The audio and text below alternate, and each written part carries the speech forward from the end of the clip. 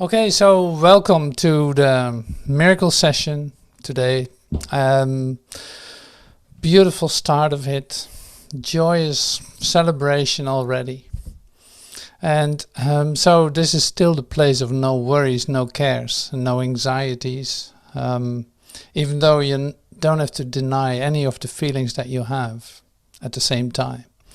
Okay, today we are looking at parts of say chapter 16.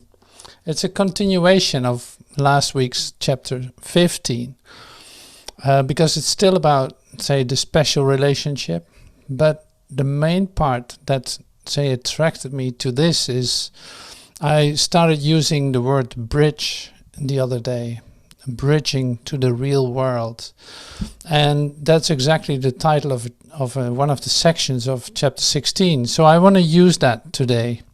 The bridge of the real world, the bridge to the real world is 16G in the Urtext manuscripts. So we're going to use that too. And another part that I love to bring in and what I want to start with is a lesson. And this lesson is just totally amazing and totally helpful. And that's why we're going to practice them today. And that is this. This is lesson 31. I'm not the victim of the world I see. So this is the one I want to use as an introduction today, as a moment of, okay, let's sit still and do this for a moment. To become here, restful, in silence, receiving this for ourselves, and seeing what an incredible help there is again today for us. So I'm going to read this so you can sit back and relax, and you can also read with me, that's fine too. I am not the victim of the world I see. Today's idea is the introduction to your declaration of release.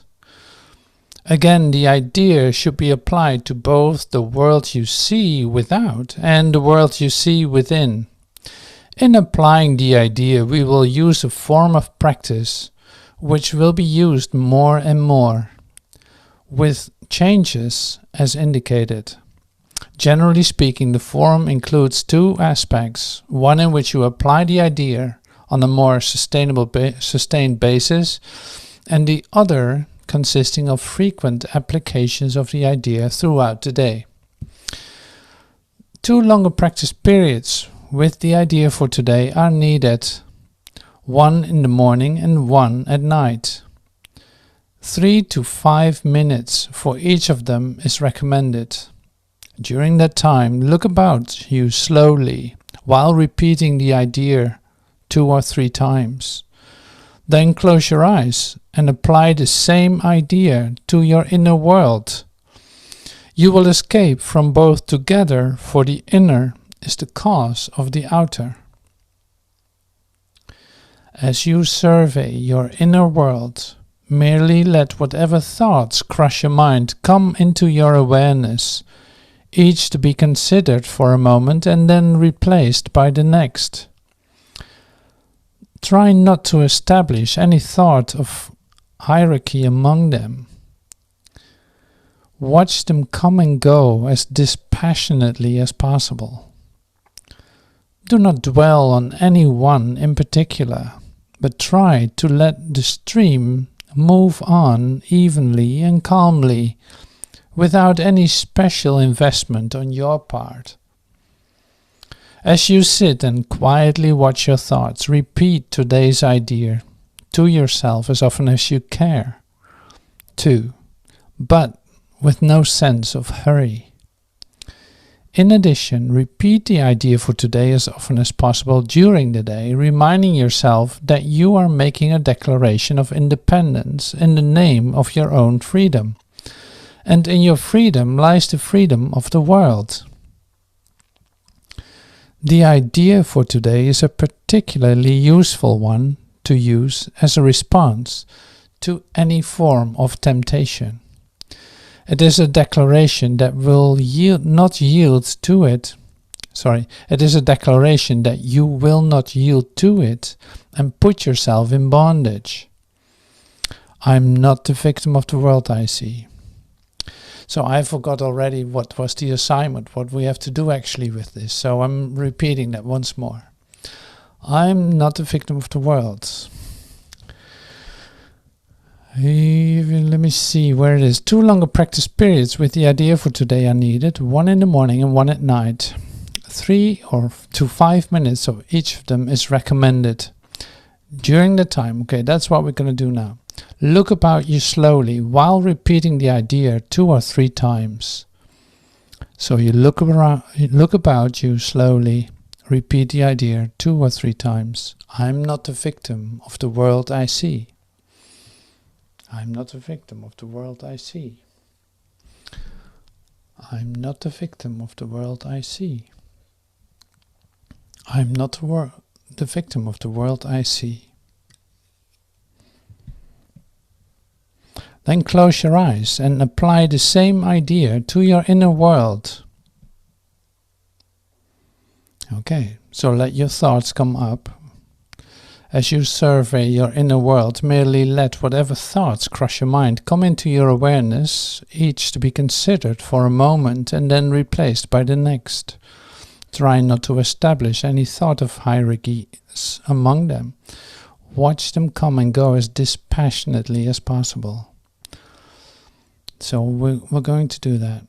So we're going to be still for a moment. Let the idea, I'm not the victim of the world I see. Repeat that idea, also applying it to your inner world. So that's what we're going to do. So we are doing lesson 31. We repeat the idea, I'm not a victim of the world I see. We start to apply this now on the inner world and repeat that and let thoughts come up. Watch them as dispassionately as possible. And I'm not the victim of the world I see, but you do it with your eyes closed.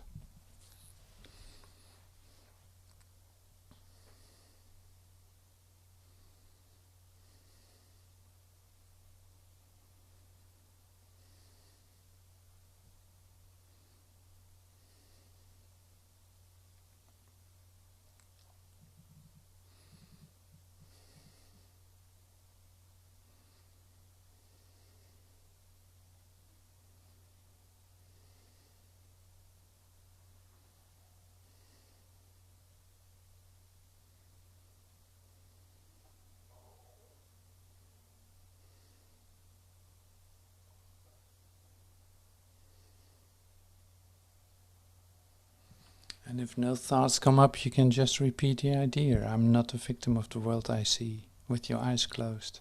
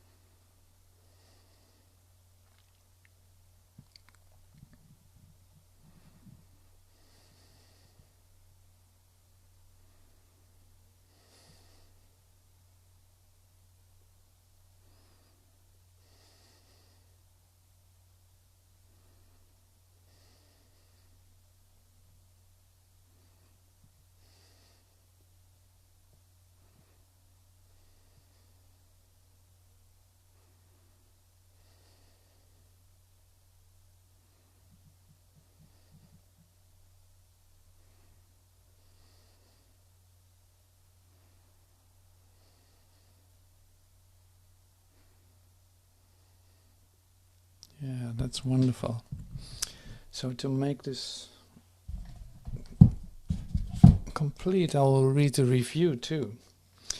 Let me see if I can find it quick. Yeah, here it is. Lesson 31. I'm not the victim of the world I see. How can I be the victim of a world that can be completely undone if I so choose? My chains are loosened. I can drop them off merely by desiring to do so. The prison door is open. I can leave simply by walking out. Nothing holds me in this world. Only my wish to stay keeps me a prisoner. I would give up my insane wishes and walk into the sunlight at last. Oh, that's a great review, isn't it? Okay, so that is lesson 31, just as a warming up for the rest of today. So there's an opportunity to walk into the sunlight at last. So even on a cloudy day, it really doesn't matter.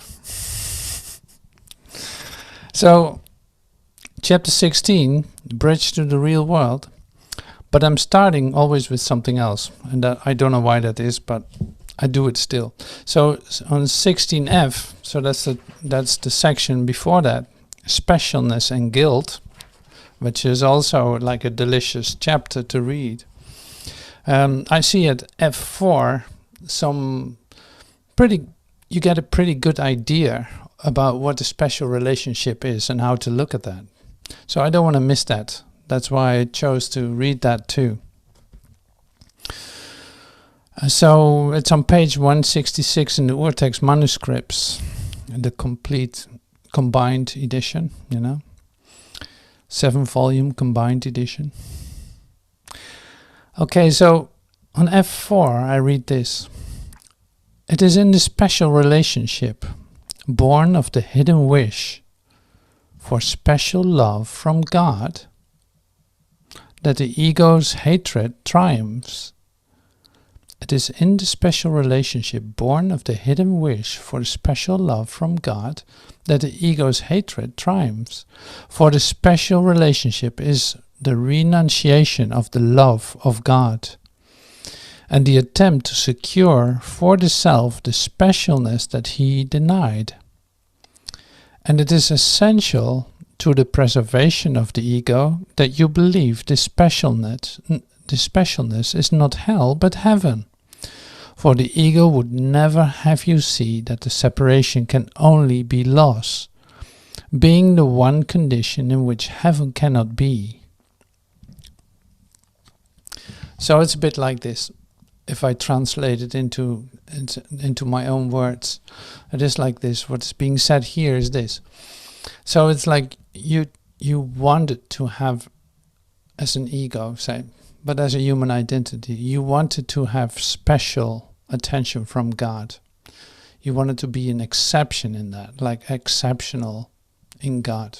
There's a desire in you, at least as a human being, as an ego mind, to become special for God.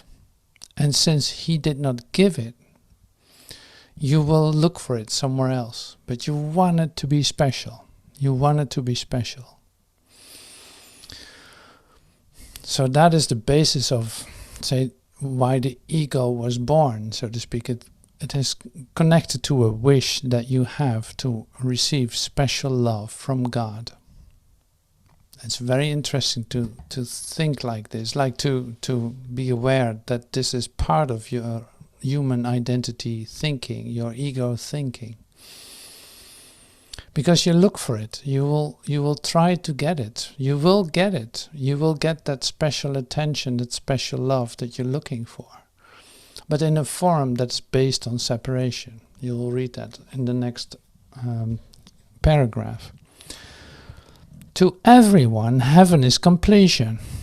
There can be no disagreement on this, because both the ego and the Holy Spirit accept it.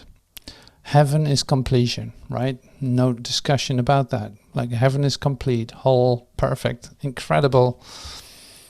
And you can have any kind of fantasy about it.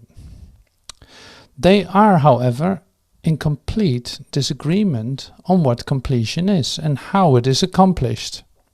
So here, the Holy Spirit knows that self-completion lies first in union, and then in the extension of union. So it's always based on union. It's not based on separation. To the ego, completion lies in triumph. Getting something that the other didn't get.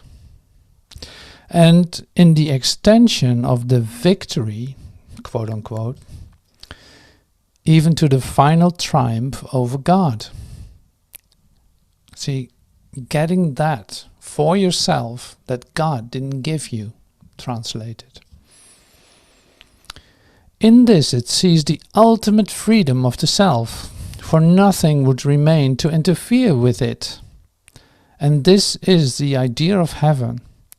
From this it follows that union, which is the condition in which the ego cannot interfere, must be hell. So it tries to avoid that would happen, that you come to the place of union.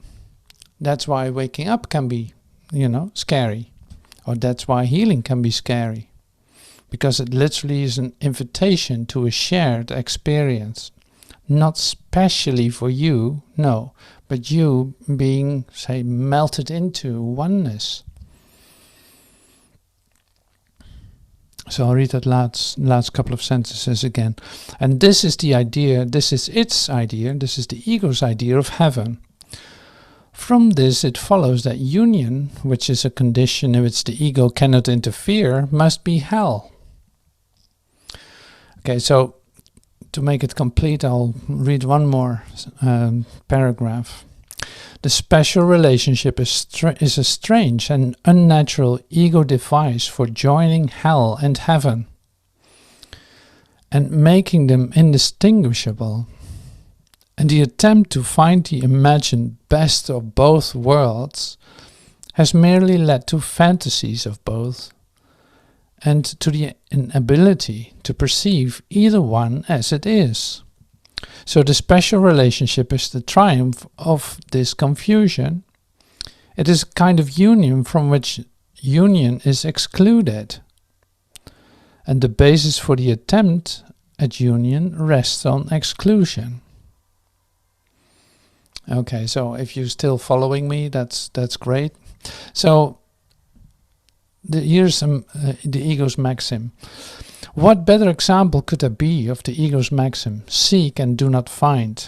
It's like you want to have the best of both worlds, but you don't get any of it. In fact, in that, because it will all not appear what it all is not what it appears to be. So the special relationship will give you not what you expected it to give you. And your ideas of heaven will not be completed. It would be something like, okay, so now you're so lucky and so happy together with the two of you. You go into the woods and find a little cabin to live there. And within 2 months there will be terror. there will be attack on both sides. There will be this and that. Like all the ideas, I speak from deep experience, like all the ideas that you had about it fall into nothing. Like it becomes a complete disaster, if you want. So you had your idea of heaven, you yourself created heaven, and it looks so great, but it's falling apart. It is not what it appears to be. And it dissolves into the nothingness where it came from, in fact. So that's not the way to experience heaven. Okay, so going back to 16G, I go to, say, the bridge to the real world. I started reading at G4. I'm not a victim of the world I see. That's why we started with today with the lesson. I'm not a victim of the world I see. Okay. Here it starts with, you see the world you value.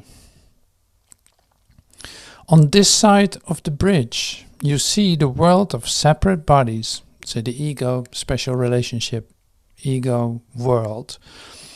The world of separate bodies seeking to join each other in separate unions and to become one by losing. When two individuals seek to become one, they are trying to decrease their magnitude. each would deny his power, for the separate union excludes the universe. Far more is left outside than would be taken in, for God is left without, and nothing taken in. If one such union were made in perfect faith, the universe would enter into it. Yet the special relationship which the ego seeks does not include even one whole individual, for the ego wants but part of him and sees only this part and nothing else. So does that sound familiar? I hope so. It does to me. You know, that sounds familiar. Like, oh yeah, wait a minute, I'm in union with someone that is really special to me, but I don't want to include the whole, this person in, this whole being in. Some parts of it I like, but some parts I really don't like. Right? See, this is all about honesty. Like, yeah, you might as well admit it. Yeah, absolutely. Yeah. So the lucky part is to prevent yourself from immediate destruction of the relationship. It's like your Holy Spirit already entered into that relationship. We read that before. Someday we read that before in the Urtext. The Holy Spirit already entered into your relationship. So there's no need for you to say like, okay, well, I'm going to break this off. I'm just assigning myself a holy relationship, and I don't want to have anything to do with this limited perception of myself and this limited person I walk around with, or anything like that. It's like, that's not going to be the answer. And believe me, I speak from deep experience. That's why it's so great to do this chapter. It's like, yeah, this is me. Yeah, I did that. Yeah, you know, all of that. So that's a real release. That's really wonderful. I love to read it now, because I see like, oh, that's not necessary. No, you don't have to separate for this reason. No, the Holy Spirit already entered into your relationship. It's making it holy. You just wait a moment, and you will see how incredible that can be. And then again, I speak from deep experience. It really is like that. Like, it's unbelievable. So I'm just continuing reading. This is always so much fun, isn't it? Okay, so this was the world of the ego, right? This part. You're on the bridge, you're looking back at the disaster area you call your ego world, and your ego relationships with maybe some special persons, not even one, like a couple of special persons, with all parts that you really loved and other parts not really. So here you are, you're looking forward to the other side of the bridge. Okay, across the bridge it is so different. For a time, the body is still seen, but not exclusively, as it is seen on the other side, where we just looked at. For the little spark that holds the great race within it is also visible, and this spark cannot be limited long to littleness. Once you have crossed the bridge, the value of the body is so diminished in your sight that you will see no need at all to magnify it. For you will realize that the only value that the body has is to enable you to bring your brothers to the bridge with you and to be released together there. See, that is what I love. So one part I want to really take a look at, and that's the great ray part. The little spark that holds the great rays within it is also visible, and this spark cannot be limited long to littleness. It's like once you see this, like the ones we are here, like looking at this, it's like you see this, you see it happen, like you see the light in one shining. There's some great lights, some great rays visible. You can really see that in meeting one another. It's like, there's such great light that has nothing to do with anything, like especially not with the body necessarily. But it's like, yeah, this light, this is so amazing. This is what we recognize in one another, you know? Even the spark of light that you recognize in one another would already be convincing. But that is a great thing that makes it, like, makes you want to see more of that instead of like magnifying the body characteristics or anything like that. Like, you could care less in that sense. I speak from deep experience, so that is really great with this too. It's like, that is so great. Yes, indeed, I'm looking for the light in anyone that I meet, in coming to this class, in joining with me, in the meetings that we have. To see this magnificent light in someone is everything. So, and you don't need any visuals for that in that sense. It is like, no, you start to see that in some kind of way. You're able to see that now, and that is the amazing part. See, and that is also then the heaven part. The heaven part is like not being, say, distracted by physical form, or not distracted by movements of one person or the other. It's like how you do, or how, like, no, it's not about form, never. It's always about content, like about this light and love that is radiating. That is what is the attraction, really. You know, that is where you recognize yourself in. So that is so beautifully said here. You know, I love that. So the second part of it is this. You will realize that the only value that the body has is to enable you to bring your brothers to the bridge with you and to be released together here, there. Yeah, here. I'll read about the bridge a little bit later on.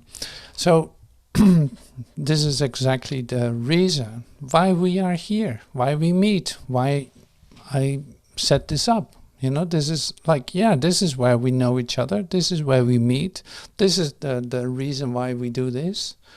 And this is, yeah, I love to be used like this, you know, to use your body just for that, to bring your brothers to the bridge and see like, oh my God, look at that.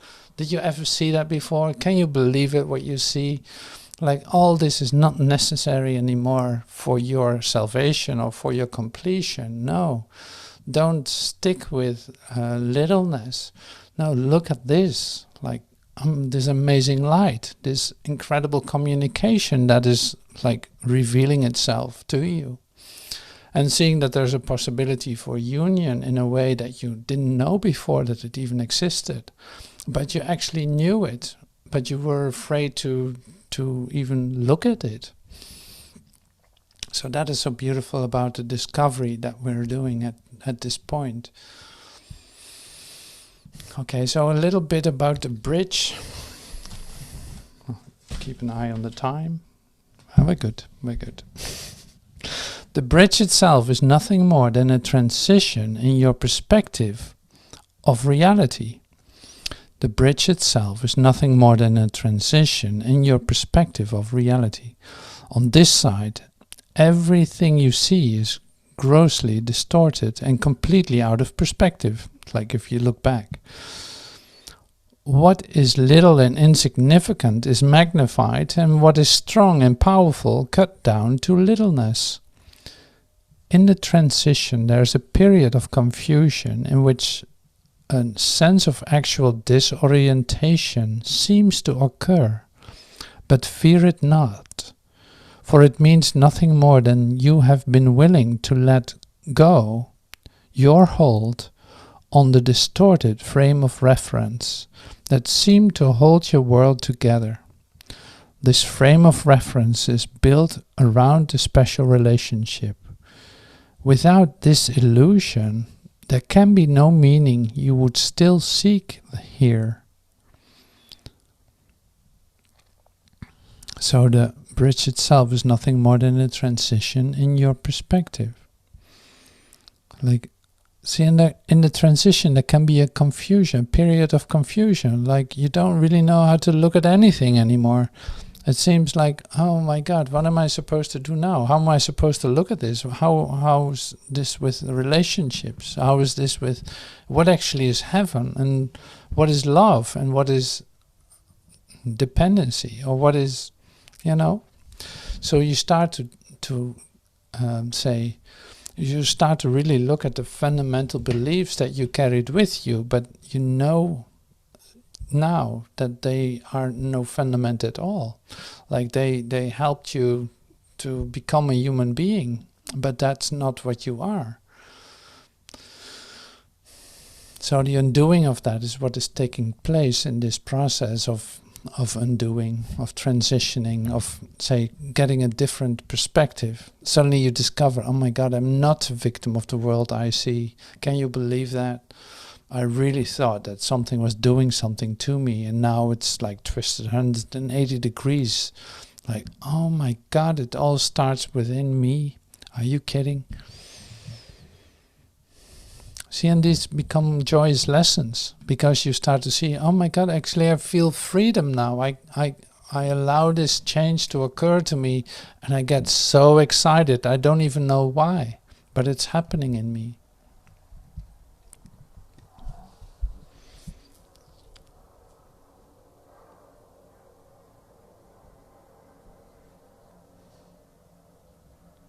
Okay, so here's a nice paragraph that I really don't want to skip. So this is the next part. We talked about the bridge. So now we're looking at the other way. So that's why I said, are you ready to take off? Here you go. Fear not that you will be abruptly lifted up and hurled into reality. Time is kind, and if you use it for reality, it will keep gentle pace with you in your transition. The urgency is only in dislodging your minds from the fixed position here. See, the urgency is only in dislodging your minds from the fixed position here.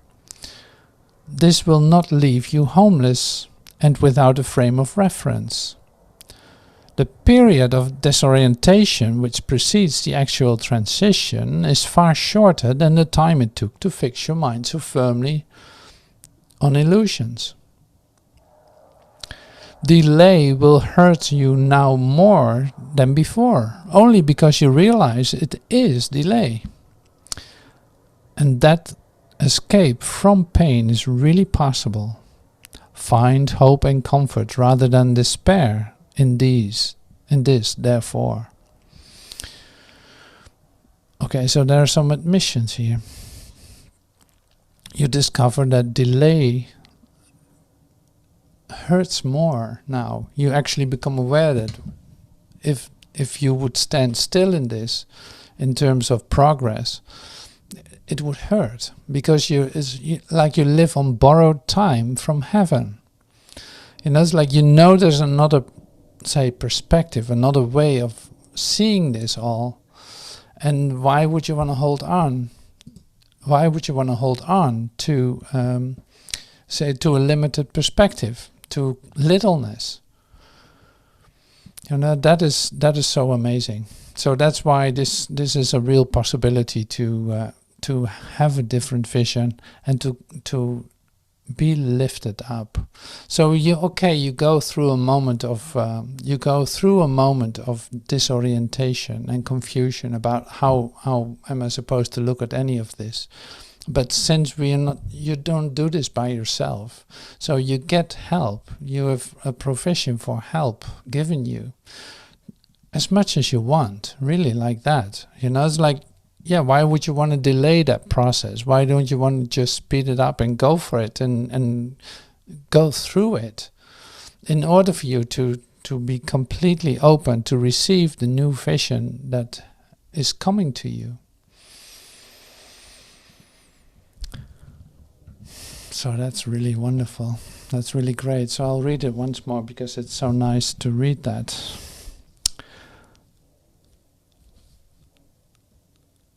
Fear not that you will be abruptly lifted up and hurled into reality.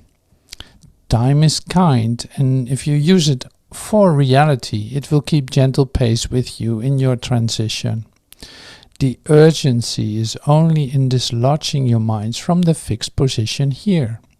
This will not leave you homeless and without a frame of reference. The period of disorientation which precedes the actual transition is far shorter than the time it took to fix your mind so firmly on illusions. Delay will hurt you now more than before, only because you realize it is delay, and that escape from pain is really possible. Find hope and comfort rather than despair in this, therefore. See, there is a lot of, support for this transformational process that you're in this paragraph. So it's like, read it well, check it out, because it's like, yeah, here's a lot in there. Like, okay, so there are big changes going on, but if I keep focusing on this transition and this change of mind, if I allow this change to occur to me, it will also keep gentle pace with me. Like I will not be shaken around in that sense. No, it will be, say, given to me in a pace that I can keep up with. And that's beautiful if you start to see that is working like this. See, there was another line that I would love to say something about. Oh yeah, the urgency is only in dislodging your minds from their fixed position here. See, and that is, dislodgement then has a lot to do with your admission of, okay, this is actually how I think about it, but I'm allowing myself to get a new idea about this, to start to see this in a different way. The same as how we use now the lesson in, like, I'm not a victim of the world I see, and applying that to the thoughts that I have, you start to already see that this dislodgement takes place. If any thoughts are coming up, because that's always with class, it's interesting to see that too. It's like when you're in class, at least I speak from my own experience, when I'm in class, I cannot come up with any thoughts. So doing this lesson is like, I don't know, I have no idea. There's no idea rising. And that's pretty amazing too. So that's perfectly all right. So now we just repeat the idea and also recognizing it in its comfort that it brings us. Like, I'm not a victim of the world I see. That's my, freedom right there. That's my declaration of freedom.